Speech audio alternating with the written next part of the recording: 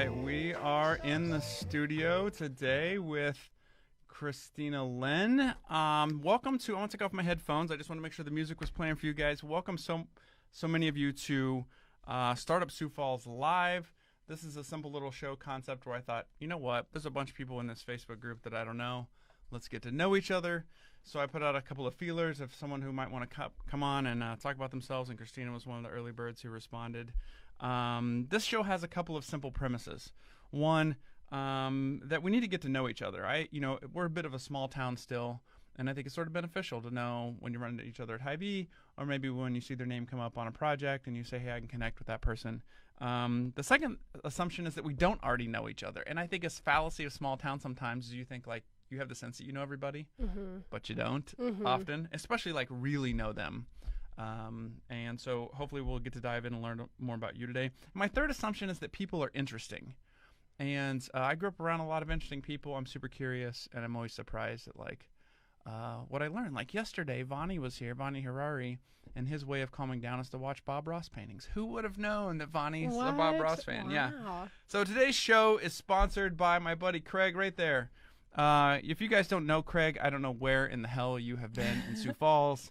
I feel like everybody knows Craig, but Craig is my sponsor of Craig's Computer Service. He sent over a nice little thing for me to read here, so I'm going to get it right for you. He's been serving the Sioux Falls area since 1997. Craig, that's when I graduated high school.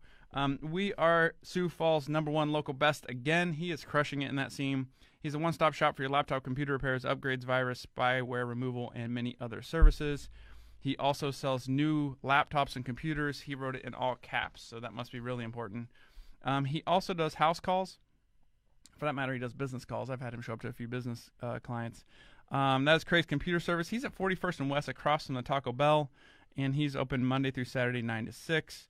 Again, that's Craig Computer Service. The thing's right there, and you just need to Google Craig's Computer Service, and you'll find his stuff all over the internet. Craig is amazing. So thanks, Craig, for helping us out. Okay, now we're going to get into who in the heck you are. You are Miss Christina Lynn. We've only met one time before. Yes. And last time we met, you were doing an interview in my other studio, and we had huge technical issues. I don't remember if you remember. Yeah, a couple. That's okay. Man, it's the life. We had so many problems. We were trying to broadcast the recording thing, and it was a nightmare. Hopefully today goes a lot easier. Let's dive right in. Who are you? Give us a little bit of a background of who you are. Sure. Well, I grew up in Minnesota, moved around quite a bit. I have been in Sioux Falls longer than I've ever been anywhere else in my entire life, since graduating high school at least. So I really love Sioux Falls. I love South Dakota. I am in the financial services world. I do investment planning, retirement planning, divorce financial planning. I have 2 children, 9 and 10. They go to Sonia Sotomayor. Oh, cool. That's kind of me in a nutshell. So, your kids go to Sonia Sotomayor. You said that you speak Spanish. Yes. How did that come about, and is that what you're helping your kids do? Yes. Okay. Talk to me about that. I grew up in New Mexico, so I really appreciate that. Did you? Yeah. Wow, that's cool. And I speak enough Spanish that I have been dropped off in the Dominican Republic, not realizing that I had to be the translator for a week and do that. So out of survival, I'd have survival Spanish, we shall say. Oh, funny. That's awesome. So my parents did the Peace Corps, and so I just was always interested in other cultures, other languages. My dad taught me some Spanish growing up, and it was my goal to study abroad when I was in college. So that's what I did. I studied for a year in South America. And I just sort of kept it up. I have been practicing ever since, mainly through watching telenovelas. Yeah. But I have some friends in town and just try to keep it up. Yeah, you know what? I have family in Mexico, and how they keep up with their English is to watch English soap operas. Yeah. It's simple. It's a simple language set. English It's simple. soap operas. Yeah, it's they're simple concepts. Yeah. It's love and hate and family and drama. Yeah, business, and it's something you can sort of wrap your brain around. Yeah. What else? You said you went overseas. You went over there for, say it again, you went over there for studying. Yep, I studied in South America. That was in college? In college, Okay. yeah. So I was half a year in Ecuador, half a year in Chile. They did like a comparison program because, in South America, there's culturally really different areas. And so they kind of wanted to show you the difference between the two extremes. So how do you bring that forward into your day-to-day life now, other than your kids?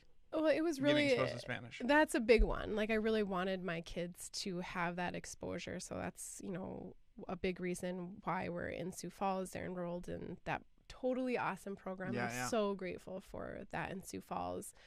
And how I in my previous jobs, I've always used Spanish. I haven't really used it in my current career, but I would like to utilize it moving forward. I think there's a need in Sioux Falls for it. But I think it's just, you know, there's that connection whenever I meet somebody who speaks Spanish in this area. They're like, oh, you know, a white person who speaks English or Spanish, so they get kind of excited, and we have a connection that way. And here, the most of the Spanish here that I'm aware of is actually a South American Spanish. We have actually more people from South America than we do Mexico. So, and there's differences in the dialects, just like there's the vosotros from Spain.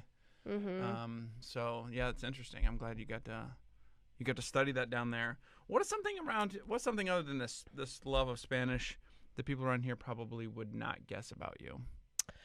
Well, you know, I'm really big. So I take my job pretty seriously. I'm, you know, hustling with that. But I think that, you know, balance is so key, and kind of a way that I keep up my stamina with everything I'm doing with school and work. I balance that with fun stuff that I'm doing. So I train for Spartan races. Wow. Yeah, and I'm running a marathon this like Spartan races with fire and barbed wire and mud. Yeah. How did you get into that? You know, that was a key part of me kind of getting over a low point in my life. It was really a confidence builder for me. Yeah. My sister had invited me to do one, and I was so terrified at first. I was like, I can never finish that. Yeah. But it turns out, like, I had so much fun. I was decent at it. So I kind of picked it up. Do you do Spartan races in a team or individually? Well, we always do just like the we don't do it competitively, but I do it with other people. Sometimes I do it by myself, typically in a team though, but we don't always stick together. Sometimes people kind of break off. Yeah. Do they ever have Spartan races here, or do you have to travel? You travel. Yeah. I was going to say, I don't think we've had like Tough Mudders here. Yeah. But I don't think any Spartans. No. Yeah. I go out of state for them. Yeah. How many of those have you done? Ooh, maybe like 6 or 7. Wow. Yeah. Did you say you also do marathons? Or? I'm training for my first marathon. Which one are you running? The Sioux Falls one. Yeah, I'm gonna run it too. Are you? Have you been doing that for a while? No, I've not been. I've been running for a while. I've never done the Sioux Falls marathon. Okay. Well, you've done a marathon though. Yeah. That's pretty cool. My furthest is 50 kilometers, which is like 31 miles. Are you gonna be like an ultra runner? I enjoy that. Yeah, I don't know what that's about. What issues I have that make that seem okay. That's awesome. Is what that is. It's crazy. It's really cool. Cheaper than therapy, though. Yeah. Just get to work out so many things out there by yourself. That's awesome. Yeah, and so real quick, what do you do now? And then at the end of the show, we're gonna dive into a little more about professionally, but. How you make a living now is So I do like investment planning, retirement planning, divorce financial planning. So an individual comes to you, they're in some sort of life transition. They're wanting to get their head wrapped around their financial future. Yes. You might be the person they talk to on that. Yep. I'm really good with kind of those life transitions or just anybody who's looking to figure out like how much do I have to save for retirement or can you help me figure out this investment stuff? How long have you been doing that?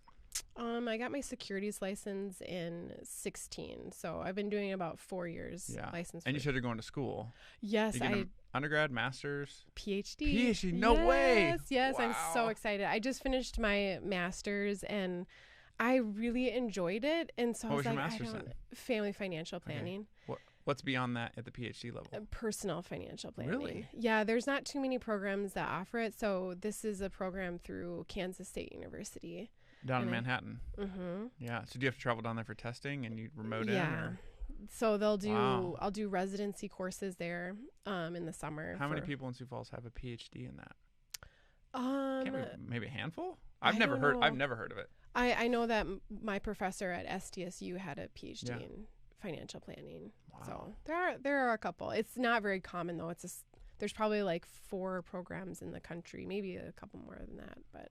I had no idea that was even a thing. It's a thing, yeah. That's super cool. Yeah. Hey, let's switch gears a little bit. I told you before we got going that I've got these 200 crazy questions. Oh. We're going to dive in and learn a little bit about you. You're welcome to pass. Okay. I don't want you to self-incriminate on any of them, right? Or fess up to anything you don't want to. Okay. And we'll do this for a few minutes to see if we can get to know you some more. And then let's come around to the end on some more of your professional stuff.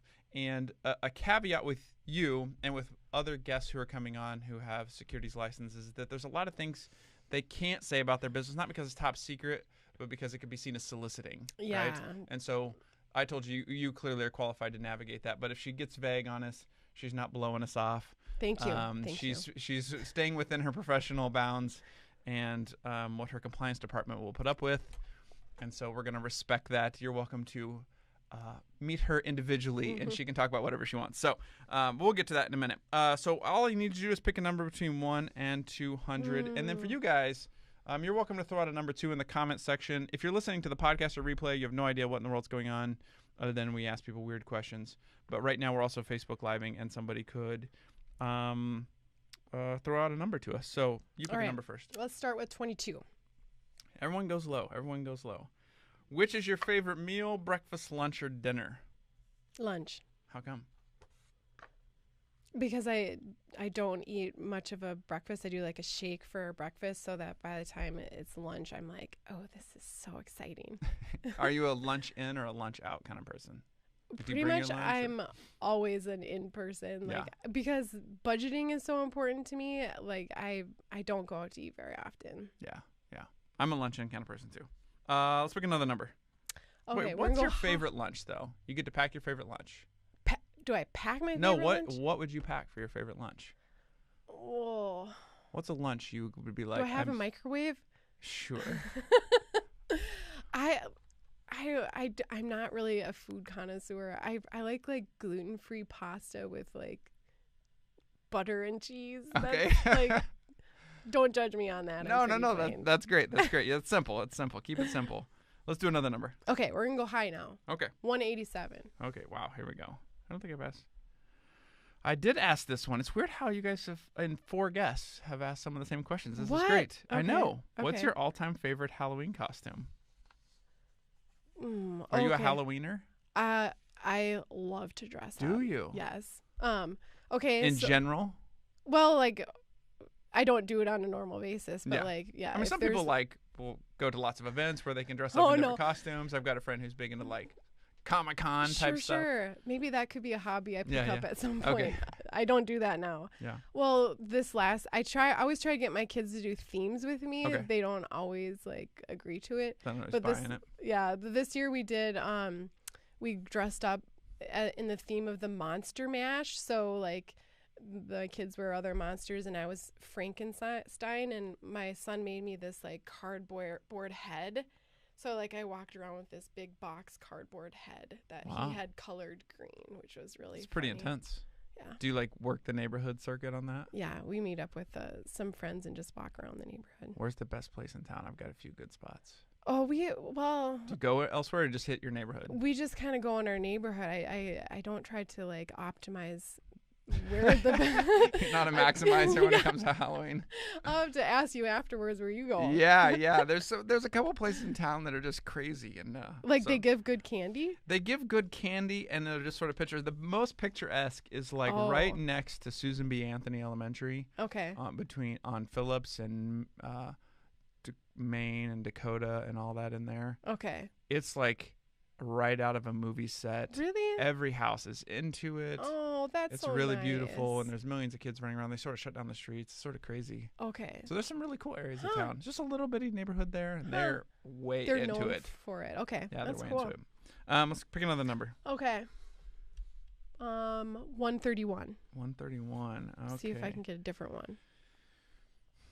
How did you form your current political views? Oh my gosh, I have to pass because this is important to me. Okay.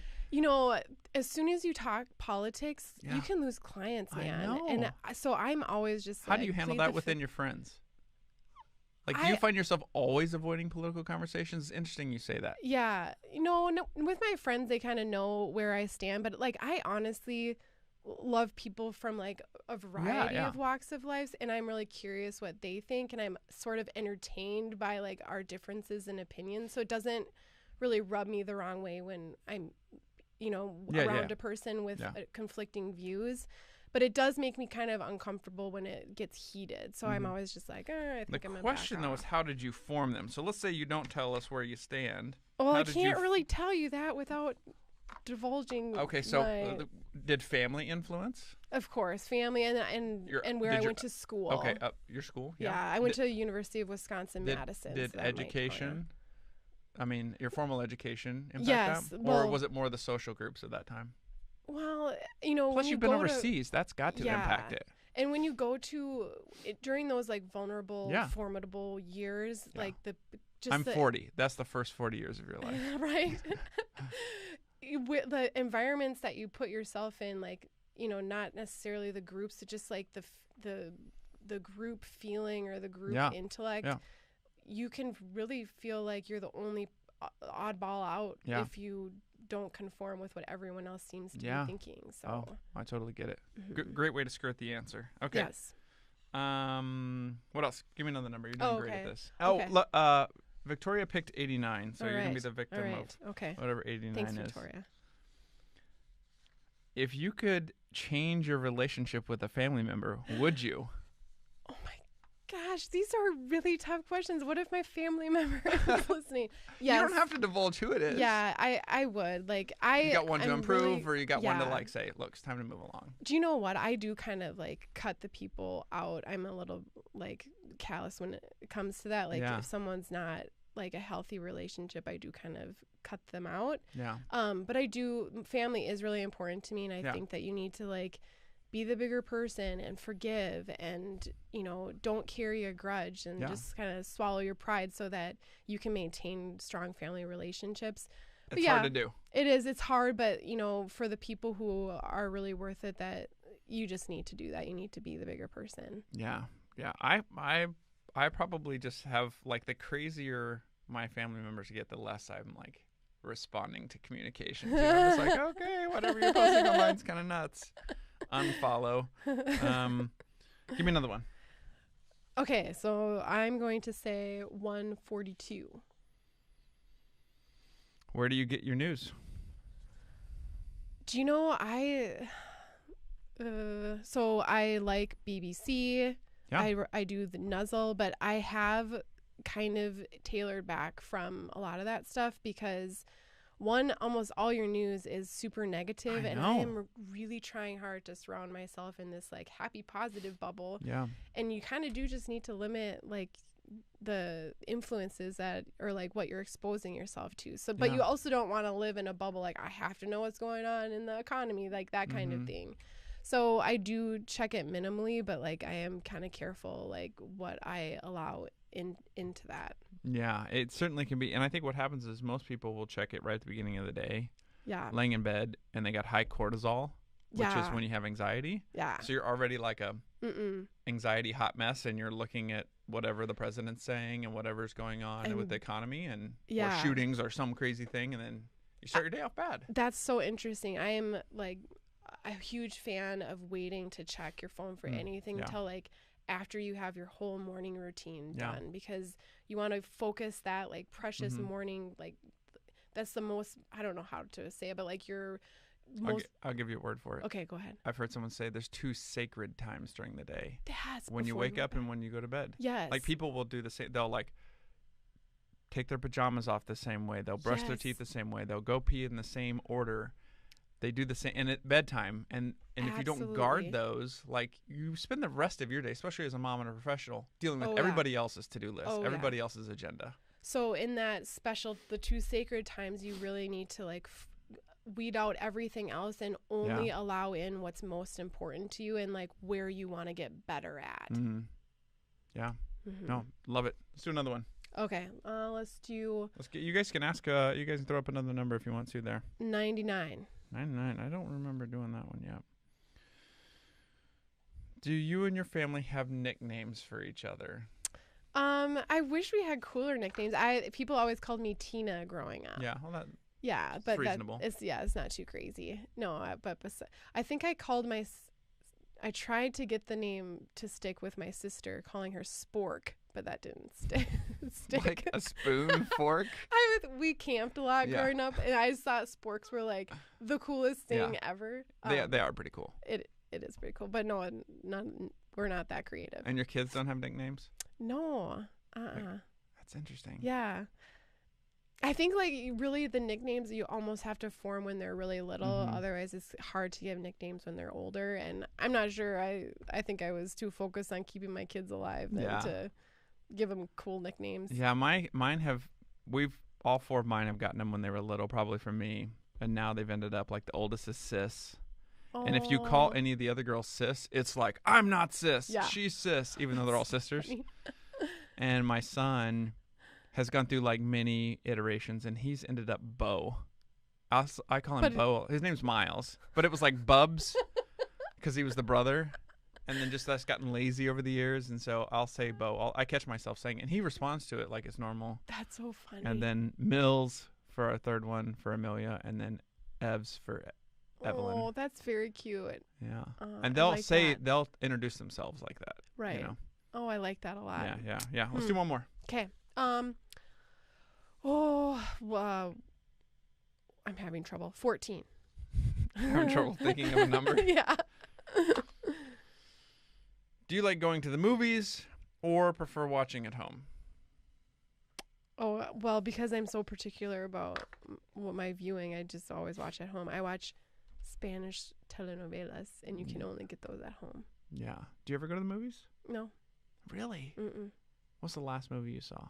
Well, okay. Well, I'm by myself, so it's like you got to go to the movie by yourself. I get that. I'm feeling you. Which isn't like the most fun thing to do, and you know, all my discretionary income I pretty much save for travel. Mm-hmm. And Come on, last movie. You're stalling. I saw? What's the last movie that I saw at the movie theater? Let's just lay it out there. I honestly can't remember. I'm sure it was like a DC movie though, or like a superhero movie? Yeah, like a Marvel. Like a Batman or something. Yeah, because I like those. So I'm sure it was. Are you a DC or Marvel? I like them both. Do you? I think Wonder Woman is my favorite. Yeah.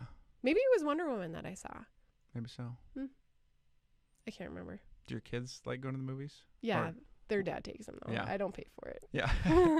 What's their favorite? They like Marvel movies too. Do they? Yeah. My son is hardcore Marvel. Yeah, they're kind of out of like the kid movie stage. They don't really want to watch kid movies, but they're not like old enough to watch PG-13 movies either. So some of the Marvels are pretty heavy. I know. So it's like, what are you supposed to do? Yeah. It's a conundrum. Are you a Netflixer, a Huluer? That's where I get my novelas. Really? Netflix, yeah. I guess I've never even looked on that. Oh, yeah. When you go onto my profile, it's like... Don't we have Univision here in town?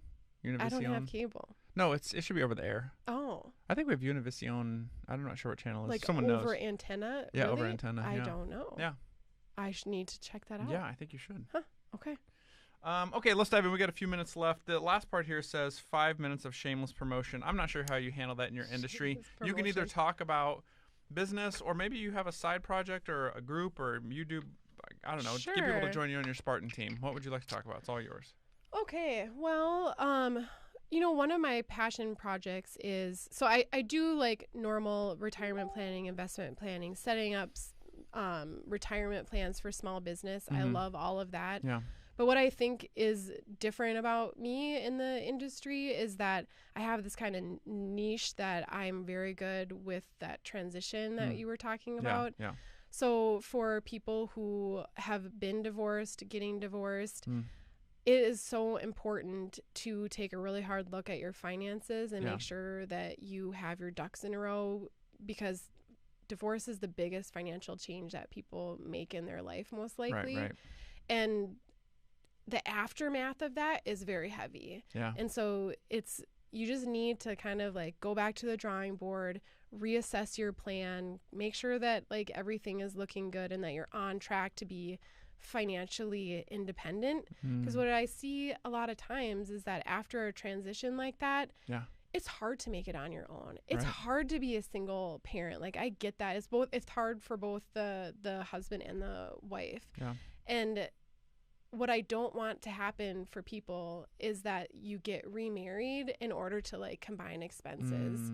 And that I want you to remarry for love, Right. you know, like not because of it's convenient. And so it's a passion of mine to educate people on like how to like rehash their financial life so that they can be financially independent, both now kind of in like the crunch budget stage and long term, like financially. Like I want you to be able to retire on your own money and not have to ever rely on somebody else. Yeah. How did you find yourself in this industry? Because I floundered so terribly making the transition myself. What were you doing before? Well, I was a stay-at-home mom for 6 years. Yeah. And my husband, he was an entrepreneur, and he's amazing. He's super smart business guy. Yeah. So that's kind of what got me interested in, like, took the fear away from the entrepreneur life, like, because he was so good at it, and I learned a lot from him. Yeah, you could understand it. Yeah, and so, anyway, so I saw, and I was like involved in small businesses during that stint as a stay-at-home mom. But then when I had to go back to work and support myself, it was so hard. I really struggled. I feel like I did everything textbook wrong. So, and then I was like, there has got to be a better way to handle this. And that's when I started like researching seriously, like, how can you navigate this process better than I did?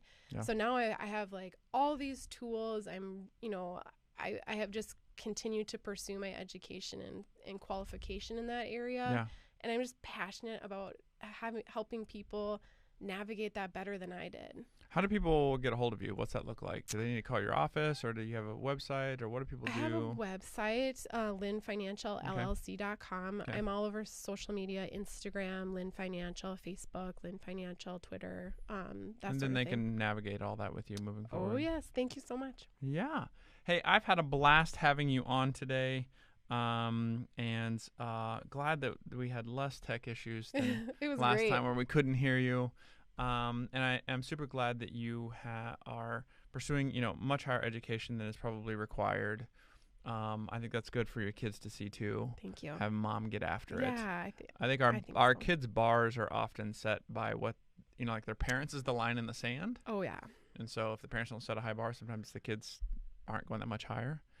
You bet. That's you have to invite me on a Spartan race, or would you like to do? Yeah, I might. Okay. Yeah, I might be game. Okay. Well, I'm not going to try to keep up with you in the Sioux Falls Marathon, but maybe I'll wave to you. I might be trying to keep up with you. We'll have to talk about splits after this. Okay. All right, guys. I appreciate you watching today. This goes up actually afterwards. You can find it on siouxfalls.eco. You can find a replay of this exact video that was on Facebook. That'll be up here in an hour or so. And then you'll also hear a replay of the podcast available on iTunes and Stitcher and all those kinds of things. So thanks for coming in. Thank you, Clint. This is awesome.